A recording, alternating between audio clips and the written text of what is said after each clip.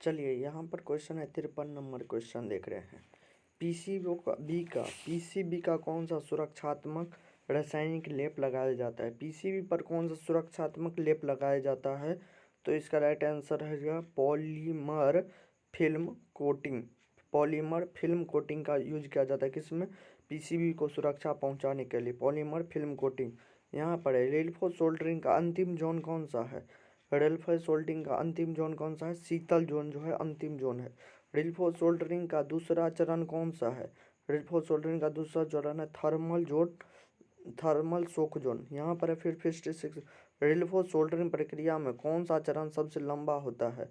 रेलफो soldering में सबसे लंबा होता है गर्म से पहले से गर्म जोन। यहाँ पर फिर क्वेश्चन है रेलफो सोल्डरिंग प्रक्रिया के प्रीहीट जोन में तापमान की दर कितना होती है। प्रीहीट जोन में तापमान की दर वो 1 से 3 डिग्री सेल्सियस पर सेकेंड। फिर यहाँ पर क्वेश्चन है मुद्रित सर्किट बोर्ड में सतह माउंट घटाने को संलग्न करने की सामान्य कितना ये बोल म्यूचुअल बोर्ड होल सोल्डिंग नहीं सॉरी रिल्फो सोल्डरिंग होगा। नेक्स्ट क्वेश्चन यहाँ पर है 58 क्वेश्चन। पीसीबी का सोल्डरिंग मास्क प्रदान करने का उद्देश्य क्या है। पीसीबी पर सोल्डर मास्क प्रदान करने की अवधि क्या होता है, तो ये होता है प्रिवेंट सोल्डरिंग। चलिए यहाँ पर है क्वेश्चन 60 नंबर क्वेश्चन। घटकों के प्रतिस्थापन के लिए पीसीबी पर सोल्डर मास्क कैसे हटाएगा। पीसीबी पर से अगर सोल्डर मास्क हटाइएगा तो कैसे हटाइएगा। पीसीबी पर से अगर सोल्डर मास्क हटाना है अपने लोगों को तो कैसे हटाएगा, फोटोलिथोग्राफी द्वारा आप हटाइएगा, समझे। पीसीबी पर से सोल्डर मास्क हटाना है तो कैसे, फोटोलिथोग्राफी द्वारा आप हटाइएगा। रिल्फो सोल्डरिंग प्रक्रिया के रिल्फो जोन में का शिखर कितना होगा। रिल्फो सोल्डरिंग का शिखर कितना सीमा पर होगा, 20 से 40 डिग्री सेल्सियस, 20 से 40 डिग्री सेल्सियस पर। चलिए यहाँ पर क्वेश्चन देख रहे हैं टाँका लगाने की प्रक्रिया का उपयोग करके, टाँका लगाने वाले जोड़ की फाइन ग्रेन संरचना कैसे प्राप्त किया जा सकता है। फाइन ग्रेन संरचना आप कैसे प्राप्त करें, तेजी से ठंडा करने की दर से। तेजी के ठंडा करने से आप क्या करते हैं, टाँका की प्रक्रिया में जो लगा है टाँका वे क्या करेगा, जल्दी संरचना को प्राप्त कर लेगी, समझे ना। वे अपनी अपनी संरचना प्राप्त कर तेजी से ठंडा करके। चलिए प्रवाह के टाँका फ्लो सोल्डरिंग लगाने की प्रक्रिया में शीतलन क्षेत्र की तापमान कितना होगा, नहीं समझे। अगर आप सोल्डरिंग लगाने की जो प्रक्रिया है उसमें शीतलन क्षेत्र का तापमान कितना होना चाहिए, शीतलन क्षेत्र का तापमान कितना होना है 30 से 100 डिग्री, 30 से कितना 100 डिग्री सेल्सियस पर, समझे। 30 से 100 डिग्री सेल्सियस पर आप ठंडा कर सकते, शीतलन क्षेत्र है 30 से 100 डिग्री है शीतलन क्षेत्र, समझे। शीतलन क्षेत्र का तापमान 30 से 100 डिग्री। चलिए नेक्स्ट क्वेश्चन है सर्किट बोर्ड की असेंबली के लिए किस निर्मित तकनीक का उपयोग करते हैं। सर्किट बोर्ड में असेंबली के लिए कौन सा तकनीक का उपयोग करते हैं, सर्किट बोर्ड में कौन सा तकनीक का उपयोग करते हैं अपने लोग, तो करते हैं माइक्रोचिप फैब्रिकेशन का उपयोग करके क्या करते हैं अपने लोग, सर्किट बोर्ड के असेंबली को नई तकनीक जोड़ते हैं। चलिए यहाँ पर क्वेश्चन 65 नंबर क्वेश्चन है। बहुपरत पीसीबी पर घटकों को माउंट करने के लिए बहुपरत पीसीबी घटकों को माउंट करने के लिए उपयोग की जाने वाली तकनीकी का नाम क्या है। उपयोग की जाने वाली तकनीकी का नाम क्या है, तो ये डायग्राम ये किस प्रकार का डायग्राम है। ये जो डायग्राम देख रहे हैं ये किस प्रकार का डायग्राम है, ये है आपका प्लेट थ्रू होल। क्या है, प्लेट थ्रू होल, क्या है, प्लेट थ्रू होल। ये जो डायग्राम ये किस प्रकार का, प्लेट थ्रू होल, समझे। यहाँ पर क्वेश्चन देखिए पीसीबी पर कन्फर्मल लेप के पैर जाइलिन, समझे बात, देखिए अच्छे से क्वेश्चन। पीसीबी पर कन्फर्मल लेप कोटिंग के रूप में पैराज़ाइलिन को लगाने के लिए किस प्रकार की कोटिंग करते हैं? पैराज़ाइलिन लगाने के लिए किस प्रकार की कोटिंग अपने लोग करते हैं? पैराज़ाइलिन लगाने के लिए किस प्रकार का कोटिंग किया जाता है? तो करते हैं रासायनिक उष्मा को जमा करके पैराज़ाइलिन नाम की कोटिंग किया जाता है, रासायनिक वाष्प को जमा करके। यहाँ पर देखिए 67 नंबर क्वेश्चन है। 67 नंबर क्वेश्चन है, सोल्डर पेस्ट का क्या प्रभाव पड़ता है? सोल्डर पेस्ट का क्या प्रभाव पड़ता है? जब रैंप अप दर रिल्फो सोल्डरिंग प्रक्रिया से अधिकतम ढलान की ओर अधिक हो जाती है, तब स्पटरिंग प्रभाव अधिक हो जाती है। तब क्या होता है? स्पटरिंग प्रभाव अधिक होता है। जब सोल्डर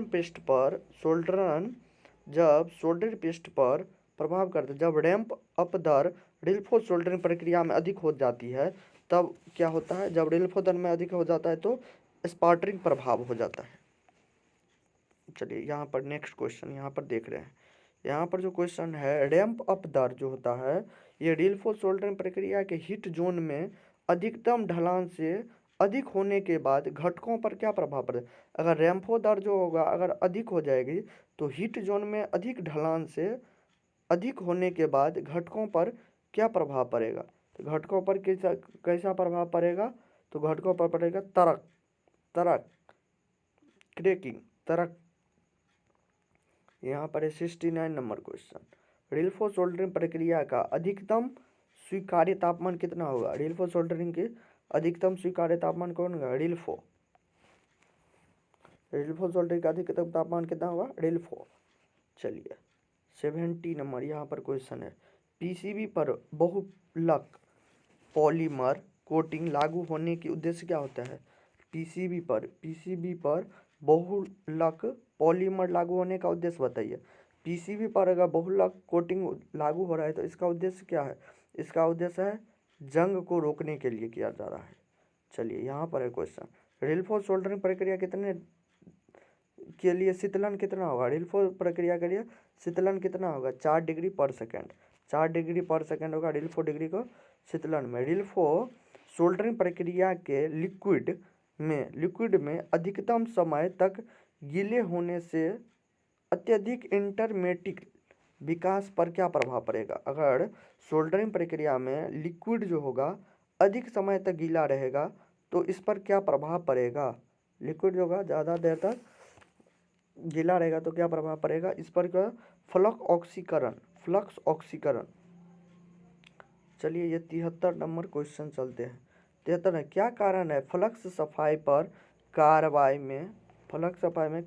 में कमी से रिल्फो सोल्डरिंग प्रक्रिया में खराब गीलापन और दोषपूर्ण सोल्डरिंग हो जाता है? क्या कारण है जो उस पर जो है खराब गीलापन हो जाता है और खराब सोल्डरिंग हो जाता है? इसका राइट आंसर है अपर्याप्त समय और तापमान के कारण क्या हो जाता है भैया? खराब हो जाता है। नेक्स्ट यहाँ पर क्वेश्चन है 74 नंबर, 74 नंबर यहाँ पर क्वेश्चन कर रहा है जो पीटीएच, यहाँ पर जो है पीटीएच सर्किट बोर्ड में क्षतिग्रस्त के VIS को मरम्मत कैसे करते हैं? पीटीएच जो सर्किट है उसमें VIS को मरम्मत आप कैसे करते हैं? तो मरम्मत करते हैं सुखार का प्रयोग करके क्या करें? पीटीएच सर्किट के VIS की मरम्मत किया जाता है। चलिए यहाँ पर क्वेश्चन चल रहे हैं। यहाँ पर 75 नंबर क्वेश्चन है। 75 नंबर को होता है पुनः उपयोग करने योग्य HRC फ्यूज का फैक्टर कितना होगा? HRC फ्यूज का फैक्टर कितना होगा? 1.1 फैक्टर होगा। HRC फ्यूज का फैक्टर होगा 1.1। चलिए यहाँ पर घरेलू वायरिंग के लिए इस्तेमाल फ्यूज की करंट रेटिंग कितना होगा? घरेलू वायरिंग के लिए इस्तेमाल करंट कितना होगा? घरेलू वायरिंग के लिए इस्तेमाल 1250 होगा, 1250 एम्पियर होगा। घरेलू वायरिंग के लिए उपयोग किए जाने वाले पुनः उपयोग फ्यूज की करंट रेटिंग कितना होगा? पुनः फ्यूज रेटिंग कितना होगा? 200 एम्पियर। पुनः फ्यूज कितना होगा? 200 एम्पियर। यहाँ पर ये क्वेश्चन देखिए 78 नंबर क्वेश्चन है, 78 नंबर क्वेश्चन है। ये किस प्रकार की डायग्राम है भाई? ये जो डायग्राम है ये आपका है सोलेनॉइड है। ये किस प्रकार की है? ये है सोलेनॉइड। चलिए यहाँ पर ये किस प्रकार का डायग्राम है? 79 ये किस प्रकार के डायग्राम है? ये आपकी है डायग्राम है, ये है drill read relay, drill read relay, drill read relay. चलिए यहाँ पर है पुनः उपयोग करने योग्य फ्यूज के लिए, पुनः उपयोग करने के योग्य फ्यूज के लिए उपयोग किए जाने वाले tinned copper wire 40 SWG current rating कितना होगा? पुनः उपयोग करने के लिए SWG रेटिंग कितना होगा? 40 SWG रेटिंग कितना होगा? तो होगा 1.5 एम्पियर। नेक्स्ट यहाँ पर क्वेश्चन 81 नंबर क्वेश्चन है, 81 नंबर क्वेश्चन है। इसकी राइट आंसर होगा ब्रेक इंडिकेटर। ये किसका होगा? Brake indicator. चलिए नेक्स्ट क्वेश्चन, नेक्स्ट यहाँ पर क्वेश्चन है, देखिए अच्छा से। चलिए 82 नंबर क्वेश्चन है, विद्युतीय सर्किट में प्रयुक्त संक्षिप्त नाम ELCB। ELCB का पूरा नाम क्या होगा? ELPG का पूरा नाम क्या होगा? अर्थ लीकेज सर्किट बोर्ड। अर्थ लीकेज सर्किट बोर्ड, ELCB का पूरा नाम अर्थ लीकेज सर्किट बोर्ड। यहाँ पर 83 है, 83 का राइट आंसर होगा C, impulse relay, impulse relay, impulse relay. चलिए यहाँ पर है 84 नंबर क्वेश्चन, 84 नंबर अब क्वेश्चन चलेगा। 84 नंबर यहाँ पर क्वेश्चन है, मोटर की सुरक्षा के लिए किस श्रेणी का उपयोग MCB का उपयोग किया जाता है? मोटर की सुरक्षा के लिए आप किस प्रकार का MCB का उपयोग करेंगे? समझे बात ना? मोटर को अगर सुरक्षा करना है तो किस प्रकार का? G प्रकार का आप उपयोग करिए मोटर को सुरक्षा करने के लिए। चलिए यहाँ पर क्वेश्चन है, एक DC श्रृंखला सीरीज में MCB की ब्रेकर कैपेसिटी कितना होगा? एक DC सर्किट में MCB का ब्रेकर सर्किट MCB का कितना होगा? 6 किलो एम्पियर, 6 किलो एम्पियर होगा ब्रेकर सर्किट के लिए DC में। चलिए यहाँ पर है DC सर्किट के लिए MCB के लिए अधिकतम वोल्टेज कितना होगा? DC के लिए MCB में अधिकतम वोल्टेज कितना होगा? DC के लिए अधिकतम वोल्ट 220 वोल्ट DC। चलिए यहाँ पर क्वेश्चन है, 4 पोल MCB के लिए, 4 पोल MCB के लिए अधिकतम करंट कितना होगा? अधिकतम करंट रेटिंग कितना होगा? 60 एम्पियर। अधिकतम रेटिंग कितना होगा? 60 एम्पियर। चलिए यहाँ पर क्वेश्चन है, एक सर्किट में ओवर करंट सुरक्षा के लिए चुने गए पुनः प्रयोज्य फ्यूज का फ्यूजिंग फैक्टर कितना होगा? एक सर्किट में ओवर करंट से सुरक्षा पाना है तो आपको फ्यूजिंग फैक्टर कितना होगा? तो फ्यूजन फैक्टर कितना होगा? 1.4। चलिए यहाँ पर 89 क्वेश्चन है, 89 सर्किट ब्रेकर द्वारा बाधित करंट कितना होता है का नाम बताइए। सर्किट ब्रेकर द्वारा बाधित करंट का नाम बताइए। सर्किट द्वारा जो बाधित करंट है उसका नाम prospective fault current, prospective fault current, prospected fault current, prospected fault current. समझे? प्रोस्पेक्टेड फॉल्ट करंट होगा। चलिए 90 नंबर क्वेश्चन है, 90 नंबर क्वेश्चन है, संपर्क संयोजन तोड़ने बनाने या स्थानांतरण करने के लिए, संपर्क संयोजन तोड़ने बनाने या स्थानांतरित करने के लिए किस रिले का संपर्क व्यवस्थित रहता है? संपर्क संयोजन तोड़ने बनाने या स्थानांतरित करने के लिए किस रिले का उपयोग करता है? तो किस रिले का उपयोग करेगा? क्लैपर टाइप आर्मेचर रिले का, क्लैपर टाइप आर्मेचर रिले का। जब कोइल में करंट ऊपरी सीमा तक पहुंचता है, जब कोइल क्या करता है? ऊपरी सीमा तक अगर वह पहुंचता है तो कौन सी रिले कार्य करता है? जब कोयल जो है, कोयल ऊपरी सीमा तक अगर पहुंचता है तो वह कौन सा कार्य करता है? वह काम करता है current sensing relay. Current sensing relay का जब काम करेगा कोयल, समझे? चलिए, बिजली के झटके से बचने के लिए आप किसका उपयोग करिएगा? बिजली के झटके से बचने के लिए आप किसका उपयोग कीजिएगा? तो हम तो करेंगे ELCB का। ELCB का बिजली से झटका के बचने के लिए किसका उपयोग? ELCB का उपयोग कीजिएगा। वोल्टेज स्टेबलाइजर में किस प्रकार का रिले का उपयोग कीजिएगा? वोल्टेज स्टेबलाइजर में किस प्रकार का रिले का उपयोग करते हैं भाई? वोल्टेज किस प्रकार का करते हैं? तो करते हैं वोल्टेज सेंसर रिले। स्टेबलाइजर में किस प्रकार का? Voltage sensor relay. स्टेबलाइजर में किस प्रकार का? Voltage sensor relay.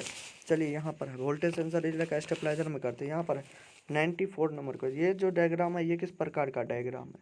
ये जो डायग्राम ये किस प्रकार है? ये है कंडक्टर। कौन है? कंडक्टर। यह किस प्रकार का है? कंडक्टर। यहाँ पर देखिए ELCB 30 milli ampere. ELCB 30 milli ampere के रेटेड ट्रैपिंग करंट का अधिकतम मान कितना प्रतिबाधा होगा? इसका अभिसीन में 1666 होगा। चलिए, एक रेवायर रेव्यू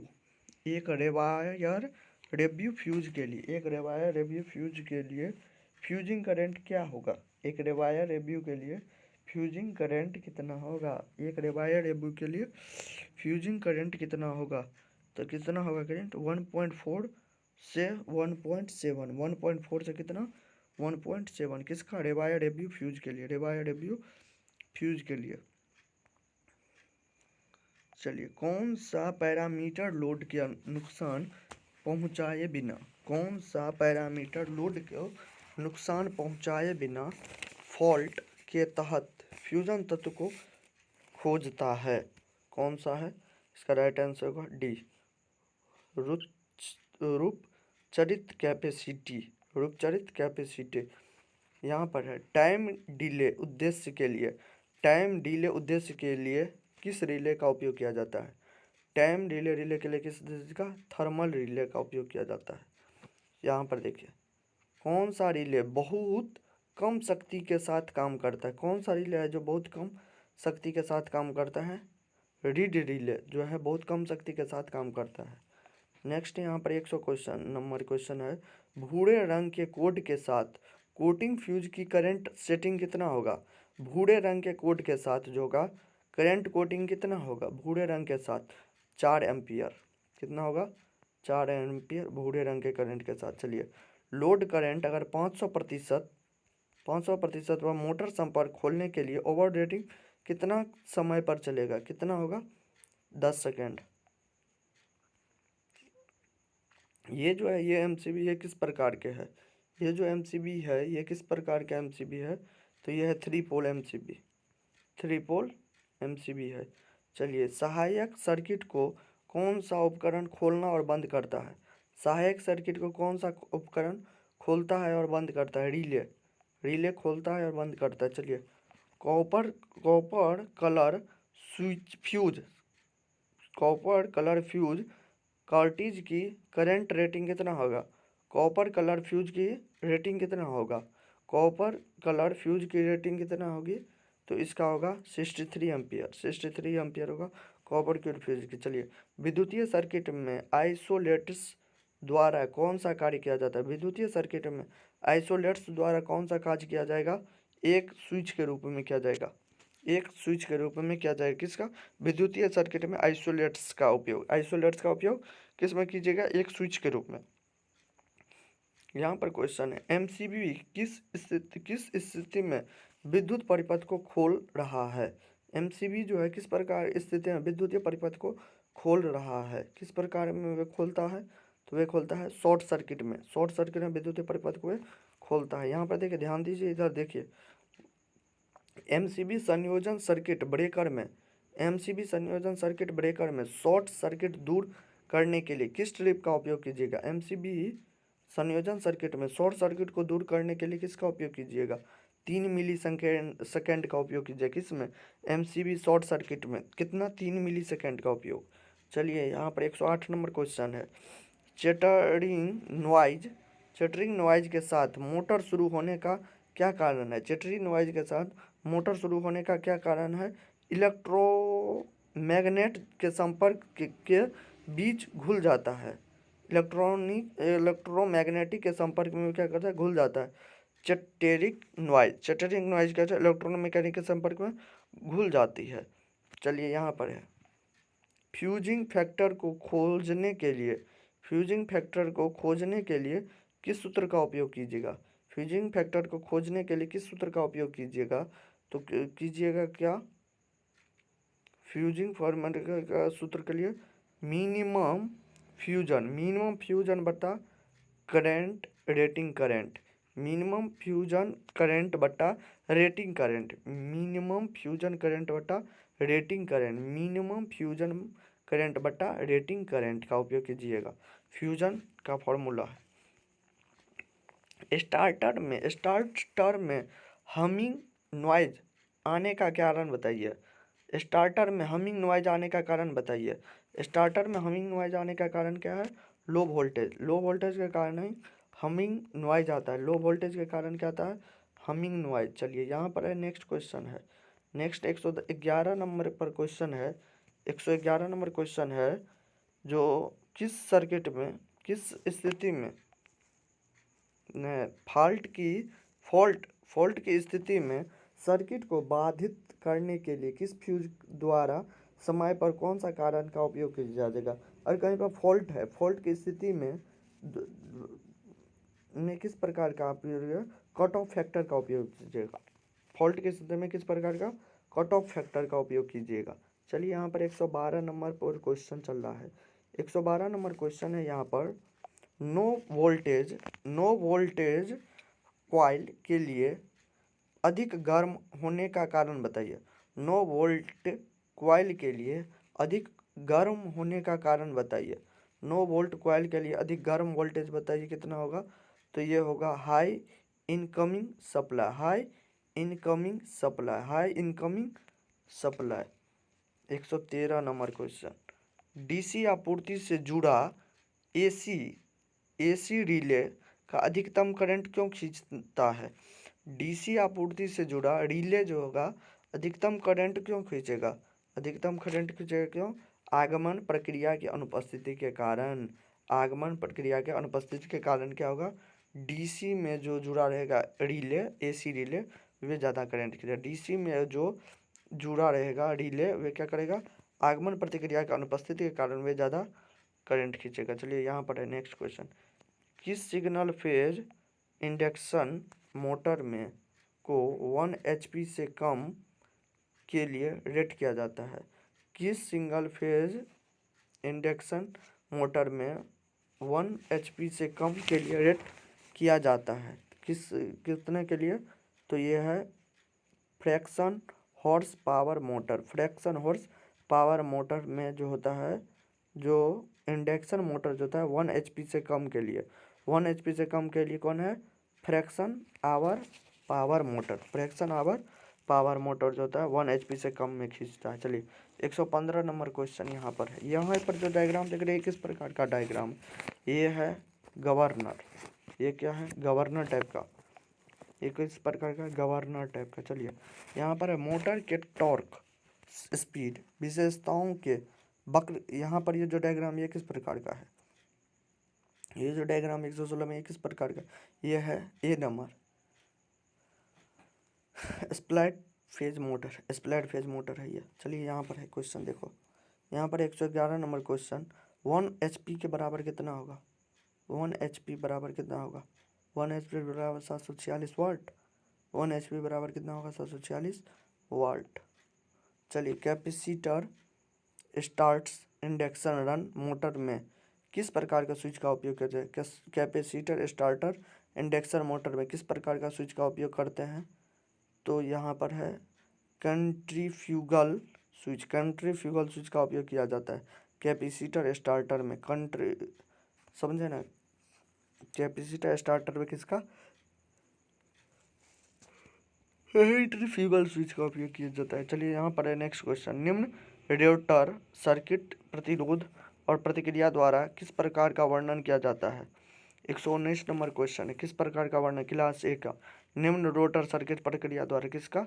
क्लास ए का। 120 में 120 का यहाँ पर दीजिए जवाब। 120 का बी होगा, राइट। चलिए 121 का दीजिए जवाब। अब 121 का दीजिए जवाब। यहाँ पर पूछ रहा है क्लास डी में, क्लास डी का जो ये फेज मोटर होता है, ये प्रारंभिक टॉर्क से कितना प्राप्त करता है? फेज मोटर जो क्लास डी का कितना होगा? क्लास डी का कितना है? 3, याद रखिएगा, क्लास डी का 3। यहाँ पर है, ये क्वेश्चन का जवाब दीजिए। 122 capacitor starter induction run away, capacitor starter induction run away motor में सेंट्रीफ्यूगल स्विच कैसे जुड़ा रहता है? कैपेसिटर स्टार्टर में इंडक्शन रन मोटर कैसे जुड़ा रहता है? तो कैसे जुड़ा रहता है? स्टार्टिंग वाइंडिंग के साथ, स्टार्टिंग वाइंडिंग के साथ स्टार्टर जुड़ा रहता है।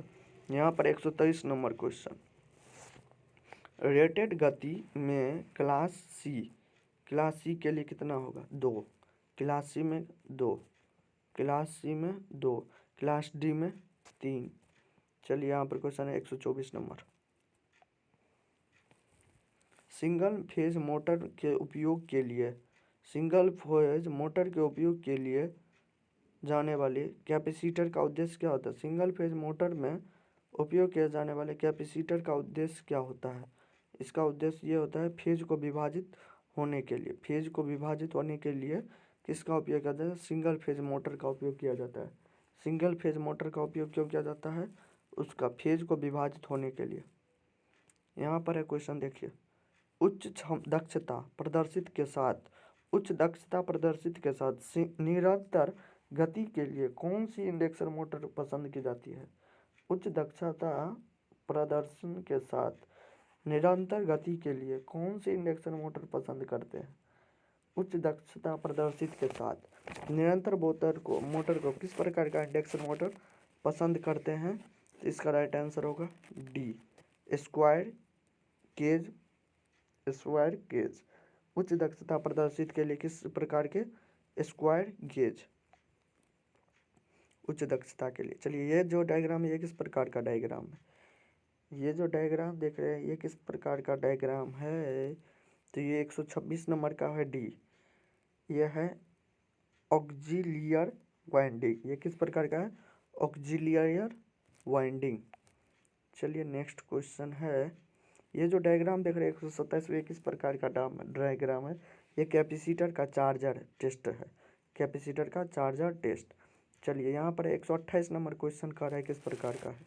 128 नंबर क्वेश्चन है आपका, शिफ्ट फेज मोटर के में प्रमुख वाइंडिंग और सहायक वाइंडिंग को जोड़ने के लिए, शिफ्ट फेज मोटर में प्रमुख वाइंडिंग और सहायक वाइंडिंग को जोड़ने के लिए निर्धारित किसका किया जाता है? तो निर्धारित परिक्रमा दिशा को नियंत्रित किया जाता है। चलिए 129 नंबर क्वेश्चन है, शिफ्टिंग फेज मोटर की प्रमुख शुरुआती वाइंडिंग शुरू होने के समय ही आपूर्ति क्यों किया जाता है? शिफ्टिंग फेज मोटर की मुख्य शुरुआती वाइंडिंग शुरू होने के समय क्यों किया जाता है? चलिए 129 का राइट आंसर है इसका डी नंबर है। क्यों किया जाता है? शुरुआती में चुंबकीय फ्लक्स का उत्पादन के लिए किया जाता है, चुंबकीय फ्लक्स जो उत्पादित हो इसका इसलिए वाइंडिंग नहीं किया। चलिए मोटर की किस तुल्यकारी गति में प्रारंभिक वाइंडिंग को केंद्रापसारित स्विच द्वारा खोला जाता है? समझे? सी नंबर 75 से 80% में क्या किया जाता है? मोटर की तुलनात्मक गति को वाइंडिंग में केंद्रापसारित किया जाता है, किसमें? 75 से 80 में। चलिए यहाँ पर क्वेश्चन है, डी भारी हैवी लोड करंट के दौरान मैनुअल डीओएल स्टार्टर के ओवरलोड रिले कैसे सक्रिय होता है? ओवरलोड रिले कैसे सक्रिय होता है? तो कैसे सक्रिय होता है? द्विध्रुवीय पट्टी गर्म हो जाती है, 132 नंबर, आरंभिक वाइंडिंग को डिस्कनेक्टेड करने के लिए किस बल का उपयोग करते हैं? आरंभिक वाइंडिंग को डिस्कनेक्टेड करने के लिए किस किस बल का उपयोग करते हैं? किस बल का उपयोग करते हैं? तो करते हैं अभिकेंद्रीय बल का उपयोग करते हैं। अभिकेंद्रीय बल का उपयोग किया जाता है। चलिए यहाँ पर फिर क्वेश्चन है 414 नंबर 133 नंबर है। यहाँ पर है 10 mH 3 फेज 415 के लिए फेज का पूरा लोड कितना होगा? इसका पूरा लोड कितना होगा? 133 का होगा 15 एम्पियर। यहाँ पर है ये किस प्रकार का डायग्राम दिखा रहा है? यह डायग्राम है कैपेसिटर का। कैपेसिटर जो होता है, कैपेसिटर का क्षमता टेस्टिंग हो रहा है। यहाँ पर क्या हो रहा है? कैपेसिटर का यहाँ पर टेस्टिंग हो रहा है। चलिए यहाँ पर देखिए ध्यान से। इक्वेरियल केज इंडक्शन